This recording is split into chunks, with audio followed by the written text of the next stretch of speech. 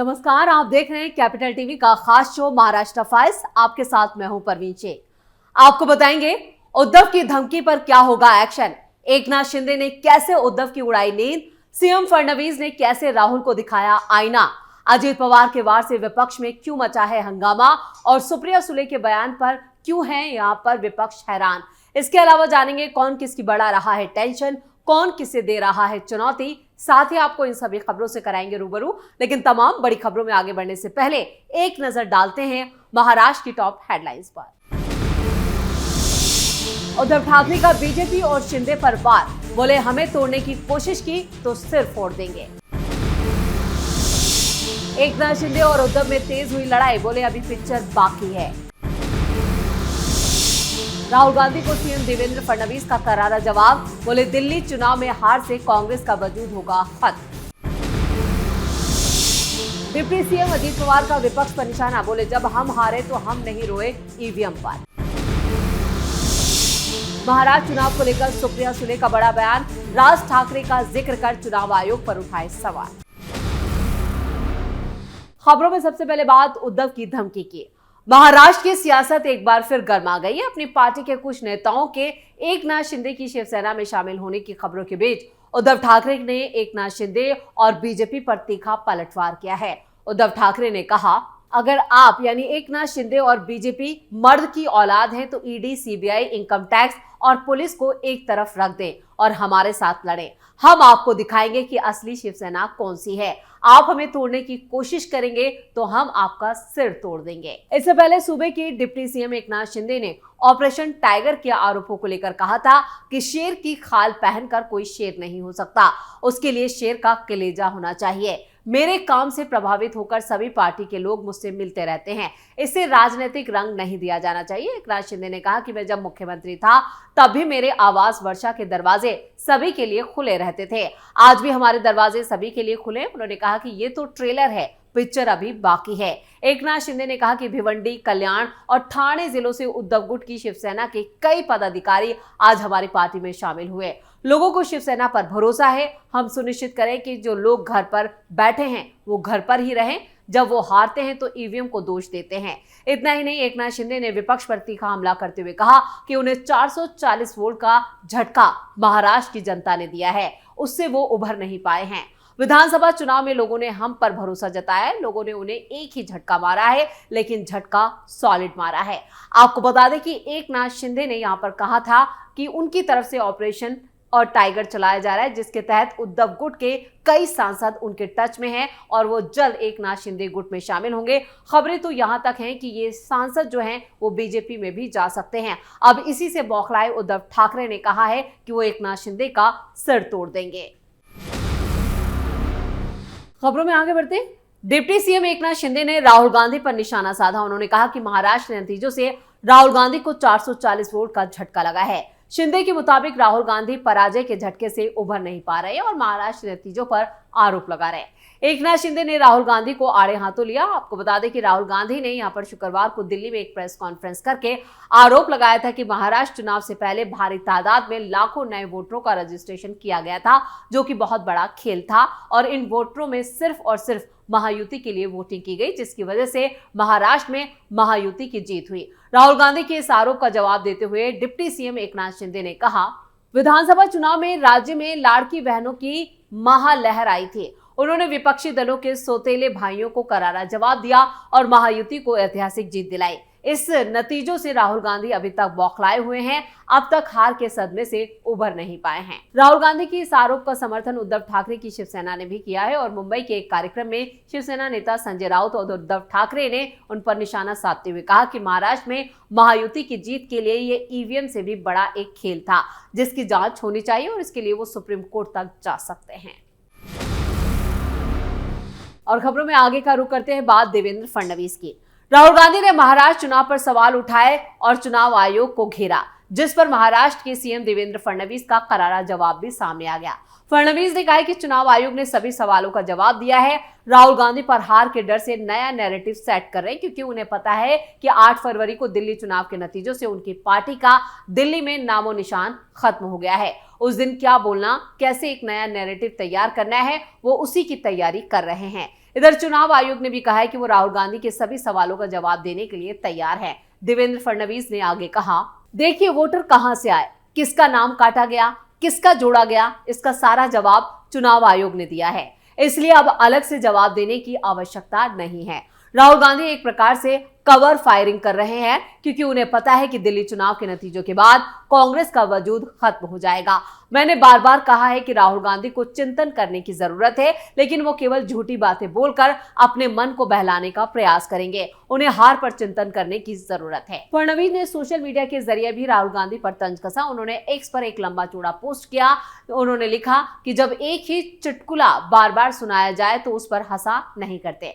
चुनाव आयोग ने राहुल गांधी के आरोपों पर कहा कि वो इसका विस्तार से जवाब देंगे और कुछ सवाल पहले भी आए थे जिनका 1800 पन्नों में चुनाव आयोग ने जवाब दिया था। साफ बताया था कि वोटर कैसे बढ़ गए, कहां और कैसे वोटर जोड़े गए। इससे राहुल गांधी ने कहा कि 5 साल में जितने मतदाता महाराष्ट्र की वोटर लिस्ट में जोड़े गए उससे ज्यादा मतदाता सिर्फ 5 महीने में जोड़ दिए गए। महाराष्ट्र विधानसभा चुनाव 2019 से लेकर लोकसभा चुनाव 2024 के बीच महाराष्ट्र में 32 लाख मतदाता जोड़े गए। वहीं लोकसभा चुनाव 2024 और महाराष्ट्र विधानसभा चुनाव 2024 में 5 महीने के बीच 39 लाख मतदाता जोड़ दिए गए। मतलब हिमाचल प्रदेश के मतदाताओं जितनी आबादी महाराष्ट्र में 5 महीने में जोड़ दी गई। ऐसे में सवाल है कि जोड़े गए ये मतदाता कौन है और कहां से आए। महाराष्ट्र की जो वयस्क जनसंख्या है वो 9 करोड़ 54 लाख है, लेकिन चुनाव आयोग के मुताबिक महाराष्ट्र में 9 करोड़ 70 लाख मतदाता है। मतलब चुनाव आयोग के मुताबिक महाराष्ट्र में जनसंख्या से ज्यादा वोटर है। और खबरों में अब आगे का रुख करते हैं। डिप्टी सीएम अजीत पवार ने चुनाव आयोग पर शक जताने के लिए विपक्ष की जमकर आलोचना की है। उनकी ये टिप्पणी कांग्रेस नेता राहुल गांधी के महाराष्ट्र विधानसभा चुनावों में गड़बड़ियों के आरोप लगाने पर आई है। महायुति ने 288 सदस्यीय विधानसभा में से 230 सीटें जीती, जबकि बीजेपी अकेले अपने दम पर 132 सीटें जीतने में कामयाब रही और बहुमत के करीब पहुंच गई। महायुति में बीजेपी, शिवसेना और अजीत पवार की एनसीपी शामिल है, जिसको लेकर अजीत पवार ने कहा, विपक्ष को तथ्यों की जांच के लिए अपनी टीम तैनात करनी चाहिए। उन्हें सत्यापन का अधिकार है। वो दिल्ली चुनाव के नतीजों के बाद भी इसी तरह के बहाने बनाएंगे। लोकतंत्र में मतदाता ही सब कुछ होते हैं, लेकिन कुछ लोग सिर्फ गलत सूचना फैलाते हैं। वो पार्टी कार्यकर्ताओं का मनोबल बढ़ाने के लिए इस तरह के आरोप लगाते हैं। मनसे प्रमुख राज ठाकरे ने जब महाराष्ट्र विधानसभा चुनाव और उसके एक तरफा नतीजों को लेकर इसी तरह के आरोप लगाए तो पवार ने महानगर के माहिम से उनके बेटे अमित ठाकरे की हार को लेकर उन पर कटाक्ष किया। अजित पवार ने कहा, आप अपने बेटे को भी निर्वाचित नहीं करा सके, यानी उन्हें नहीं जीत जला सके, और आप हमारे यानी महायुति के बारे में बात कर रहे हैं। हमें लोकसभा चुनाव में सिर्फ 17 सीटें मिली, लेकिन हम बैठकर रोए नहीं। हमने कड़ी मेहनत की और विधानसभा चुनाव के लिए हर संभव कोशिश की। एनसीपी प्रमुख ने कहा कि उनके बेटे यानी कि पार्थ पवार और पत्नी सुनेत्रा पवार लोकसभा चुनाव हार गए, लेकिन उन्होंने ईवीएम को दोष नहीं दिया। पार्थ पवार 2019 के लोकसभा चुनाव में मावल से हार गए थे, जबकि सुनेत्रा पवार 2024 में बारामती से मौजूदा सांसद सुप्रिया सुले से हार गई थी। सामाजिक कार्यकर्ता अंजलि दमानिया ने उनकी पार्टी के सहयोगी और मंत्री धनंजय मुंडे के खिलाफ लगाए गए आरोपों के बारे में पूछे जाने पर डिप्टी सीएम ने कहा कि जब तक तथ्य सामने नहीं आ जाते तब तक टिप्पणी करना ठीक नहीं है। यानी धनंजय मुंडे जो है वो कई मामलों में फंसे हैं, जिसको लेकर उनसे सवाल पूछा गया तो उन्होंने उसका जवाब नहीं दिया और वो इस सवाल के जवाब से बचते हुए नजर आए। और खबरों के आखिर में बात सुप्रिया सुले की। कांग्रेस के पूर्व अध्यक्ष राहुल गांधी ने आरोप लगाया कि बार बार मांग के बावजूद चुनाव आयोग की तरफ से महाराष्ट्र के वोटरों का डेटा उपलब्ध नहीं कराने से लगता है कि कुछ ना कुछ गलत है।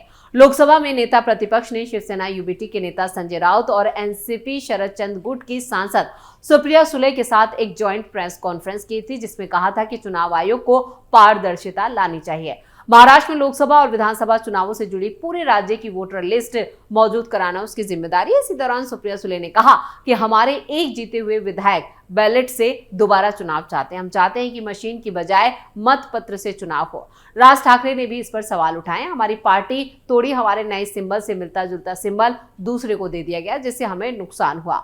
मजबूत लोकतंत्र में चुनाव आयोग की बड़ी जिम्मेदारी होती है। इससे पहले कांग्रेस के पूर्व अध्यक्ष ने दावा किया था कि महाराष्ट्र में मतदाताओं की संख्या यहाँ पर वयस्क आबादी से ज्यादा है। उस वक्त राहुल गांधी ने कहा था, हम उस पूरे विपक्ष का प्रतिनिधित्व करते हैं जिसने महाराष्ट्र में पिछला चुनाव लड़ा था। हम भारत के लोगों के ध्यान में महाराष्ट्र चुनावों के संबंध में सामने आई कुछ महत्वपूर्ण जानकारी लाना चाहते हैं। हमारी टीम ने मतदाता सूची और मतदान पैटर्न का सावधानी पूर्वक अध्ययन किया है और हम कुछ समय से इस पर काम कर रहे हैं। दुर्भाग्य से हमें कई अनियमितताएं मिली हैं। उन्होंने ये भी कहा कि देश के लिए, खासतौर से युवाओं के लिए जो लोकतंत्र के पक्षधर हैं, उसमें भरोसा करते हैं और इन निष्कर्षों से अवगत होना और समझना जरूरी है।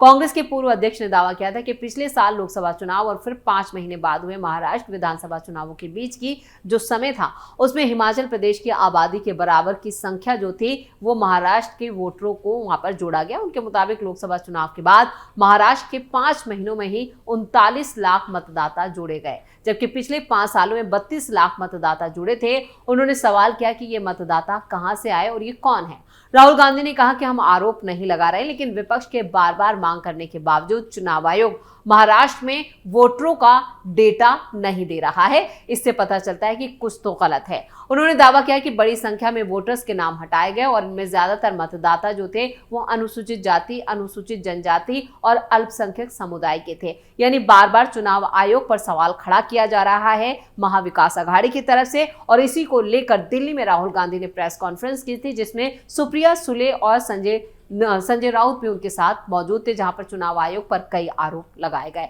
लेकिन इन आरोपों को लेकर महाराष्ट्र की सियासत काफी गर्मा गई है, जिसके बाद सीएम देवेंद्र फडणवीस से लेकर डिप्टी सीएम एकनाथ शिंदे तक ने उस पर करारा जवाब दिया है। वहीं ये भी कहा है कि यहाँ पर विपक्ष जो है वो अपनी हार को स्वीकार नहीं कर रहा है, उसे हजम नहीं कर पा रहा है और उसके पेट में दर्द हो रहा है, इसलिए इस तरह के बयानबाजी की जा रही है।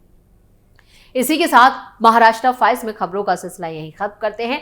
बाकी खबरों के लिए आप जुड़े रहिए कैपिटल टीवी के साथ। इसके साथ ही वीडियो को लाइक करें, शेयर करें और कैपिटल टीवी को सब्सक्राइब जरूर करें। धन्यवाद।